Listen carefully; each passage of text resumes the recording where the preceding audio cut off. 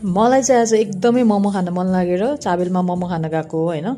So fry मोमोसँग यो टोमेटोको एकदम मिठो अचार आएको थियो हैन।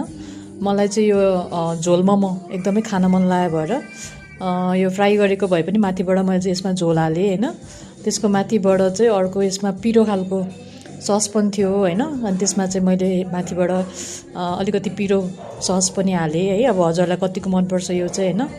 मलाई चाहिँ एकदम मिठो लाग्ने भएर आज एकदम खाउँ खाउँ भएर गएर खानलाई एकदमै बसेँ हैन। अनि यो चाहिँ भित्रको स्टफिङ भयो, स्टफिङ पनि एकदमै राम्रो थियो है। बफ मोमो थियो। अनि प्लस अब यो टमाटोको अचारसँग कस्तो हुन्छ भनेर यो पनि ट्राई गरेँ हैन।